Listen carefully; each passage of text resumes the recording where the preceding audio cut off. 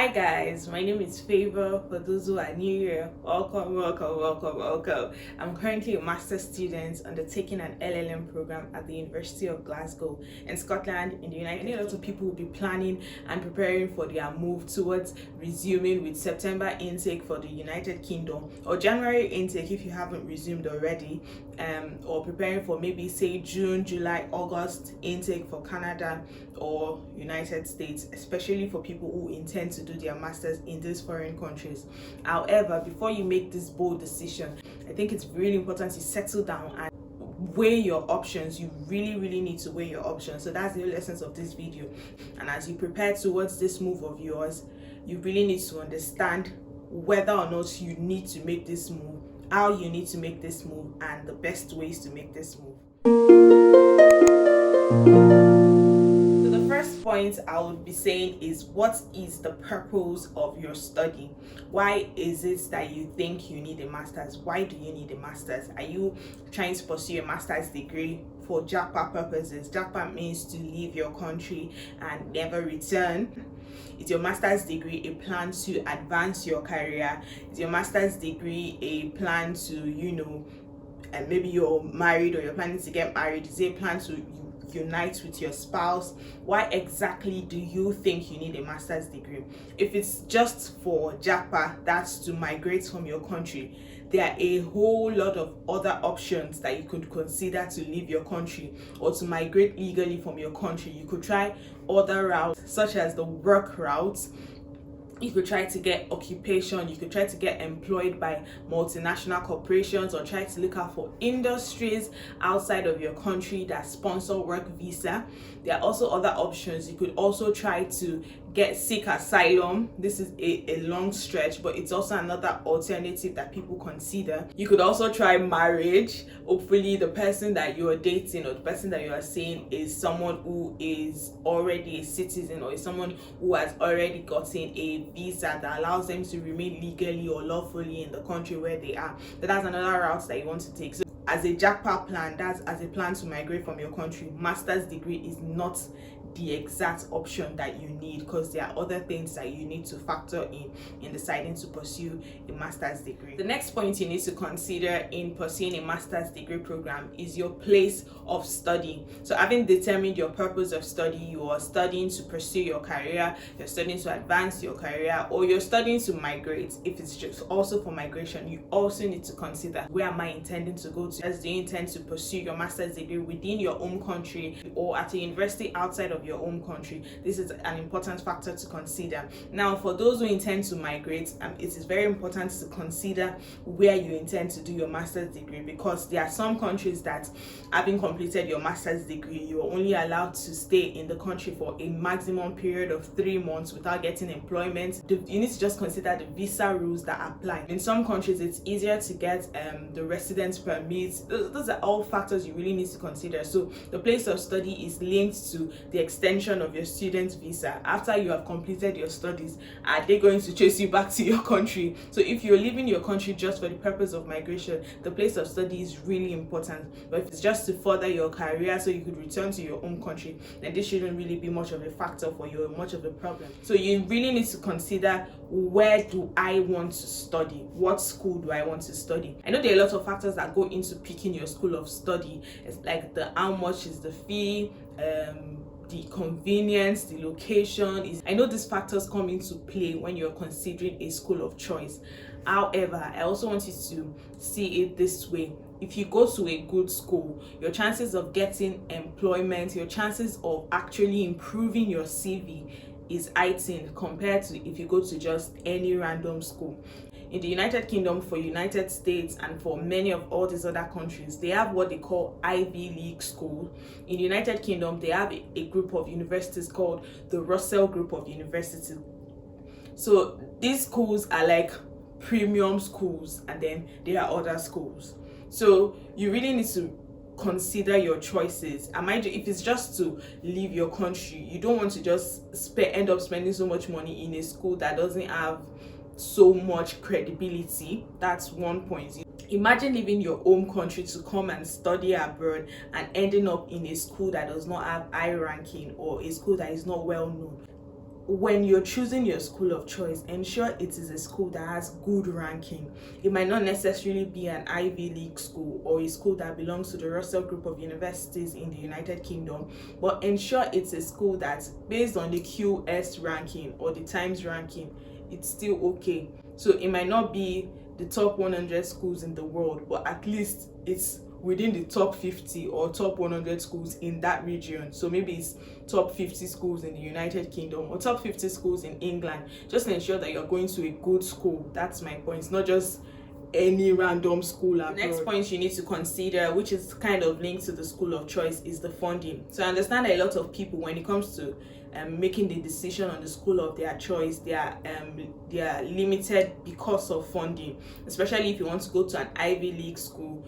Most of these universities are really expensive. I do not dispute that, and I understand that this is why a lot of people prefer to go for the other cheaper universities that may not be well ranked.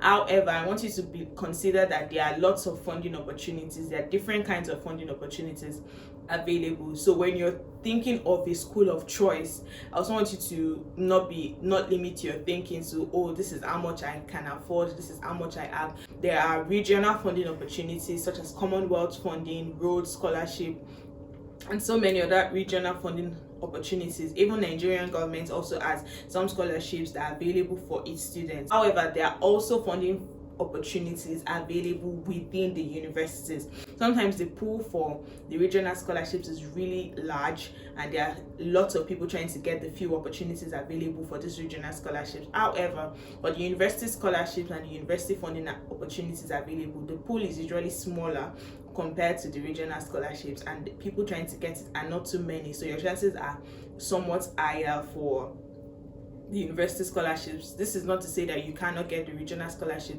Always go for it. That's what we believe on this channel. Go for it. So if you do not get the regional scholarships, you could also apply for the university scholarship. So there are different kinds of university scholarships. Some universities offer full tuition fee payment. Some offer full funding as well, where you get your full tuition fee. You also get your housing sorted out. You get your maintenance sorted out. You get your travel expenses covered as well. Some universities only offer substantial funding, like the University of Glasgow. University of Glasgow offers full tuition fee. They also offer really substantial funding, up to 50% off of your school fees, and so you just have to pay the other 50%. So these are funding opportunities that you need to consider. You do not eventually get a scholarship opportunity, or you do not get substantial funding, the next question is, how do you intend to fund your studying? Because in the United Kingdom, for instance, you're only allowed to work for a maximum of 20 hours per week during term time. So during your course of program, you cannot work legally exceeding 20 hours. I know people do a lot of illegal stuff, but we don't preach that on this channel. So how do you intend to legally fund your studying for 20 hours per week? And sometimes your dependents are not allowed to work. Some of your dependents may be allowed to work, but not in all situations and in all visa situations. So what is your plan to actually fund your study? Another factor you need to consider is your course of study. Now you have decided where you want to study, you have decided the school you want to study. The next point is, what do I want to study? And what you want to study also determines the school you study, because sometimes your course of study might not be available in the school you want to study. So both factors are really linked to each other. So what do you want to study? Trust me, I'm going to say this over and over again so it sinks into your head. Master's program is really expensive. As a matter of fact, any postgraduate program whatsoever is really expensive. So you don't want to do a postgraduate program that is pointless. If you're coming to the United Kingdom and you intend to work as a lawyer, I'm speaking because I'm running an LLM program. An LLM program does not make much of a difference to the legal system here. So if you intend to work in a law firm, for instance, an LLM might not be sufficient for you. You also need to take their SQE exams. If you don't know what SQE is, then head up and quickly go and watch my video on how to become a lawyer. So if you intend to become a lawyer in the United Kingdom or to practice law in the UK, an LLM is not what you need.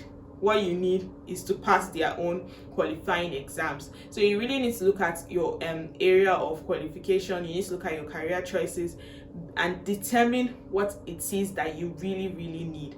Do you need an LLM, for instance? Do you need an MSc? Maybe you should consider an MBA instead, Masters in Business Administration, or an MPA, Masters in Public Administration, what are your chances, what are your choices. You really need to weigh your options. What course choice do I really want to do? Is this course a marketable course in the place that I'm going to? Then the next thing you need to consider is the assessment of your master's program. You really need to think about this. How is my master's program generally assessed? I'm going to make a video that talks generally on the assessment of master's program, so watch out for that video. And if you have not subscribed to this channel, now would be a good time to subscribe so you can be kept up to date when the video is released. Master's program are generally assessed through coursework, dissertation, that is project, or exams. So why do you need to consider this? Because you would have to choose a project topic at some point. You would have to choose a lab work. I'm not sure, I'm not into sciences, but I'm sure you would have to choose something to do, maybe an experiment to conduct. So these are things you really need to think about based on your course of choice. How is your master's program generally assessed? What are my chances of getting a distinction? What are my chances of getting a merit? What are my chances of getting any other qualification that is applicable or available in the school? What are my post-study plans? Now, this post-study plans is kind of linked to the very first question that we stated of what is the purpose of the master's. So what is your post-study plans is very, very important. I say this because I have met with and I have spoken with countless number of master's students who are just winging it in the sense that they are just running the master's program, like, let me just finish the master's program. But the fact is, it doesn't take you so long to finish the master's program, especially if you're in the United Kingdom.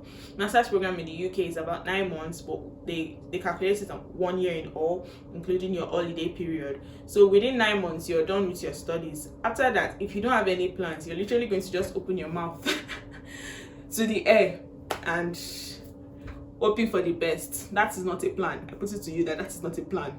And when you have your post-study plan, you should start working towards it from the first day your feet steps into the country. Are you planning to work in any corporate organization once you're through? Are you planning to work with a multinational organization? Are you planning to, whatever it is that is your post-study plan, you need to know it before you enter into the country. And then sometimes your post-study plans could change. I understand that sometimes you could get into the country and then really like the country or really like the research work you have done and plans to proceed on to a PhD after you have completed your studying, which is also another fantastic plan. Whatever the case is, have a plan. That's my point. Have a post-study plan, and don't just have it in your mind or on a piece of paper. Have it and consciously work towards it. I have a video that talks about opportunities for international students. Look out for the video. I'm linking it up here, so you can look out for that video. Take advantage of every opportunity that you get. And then if it's to get a job, also watch out for that video to know how to rightly position yourself. So I have another video that talks about how to network at formal events. You should also watch that video to better improve your networking skills and know how to take advantage of opportunities that come your way. Your post-study plans is also similar to the final point, which is your career plans. What exactly are your career plans? If you intend to lecture, you might not go for a master's program. There are some universities that allow you to run a PhD program without having a master's program. So instead of first spending 1 or 2 years at the master's program, you could go ahead and go straight for your PhD, which is about 3 or 4 years maximum, and in some cases 6 years, depending on the university and the location. So what exactly are your career plans? Do I intend to lecture? Do I intend to work? Do I intend to get qualified as a professional in that country? Do you intend to get qualified as a chartered accountant within the country? Do you intend to get qualified as a lawyer within the country, or as an engineer? Whatever it is that is your professional qualification. And if you're not someone who is studying a professional course, what exactly are your career plans? Do you intend to work for a corporate organization? Do you intend to work for an NGO? So these career plans would also help you determine if you actually need a master's degree. Is this master's program going to benefit me? So if I'm venturing out of the legal field and I'm going into another corporate field, is an LLM really going to be required for this corporate field I'm going into? Say if you're going into tech, for instance, do I really need an LLM to support this tech career that I'm going into? Should I consider other courses and other options like data analytics and all of those other options? So these are things you really need to factor. We have now come to the end of this video. I hope you learned 1 or 2 things. I hope with all of these factors and more, as people would leave in the comment section, you are able to determine whether or not you need a master's program, and you're able able to make the right choice. I pray that whenever it is that you do decide, and whatever it is that you do decide, God grants you favor and God crowns your efforts with good success. If you intend to apply for funding, regional funding or university funding, the earlier you apply to the university for admission, the earlier and the easier your chances are of getting the funding. All the best, and I hope to see you in the next one. Remember to like this video, leave a comment, and subscribe to my channel if you haven't.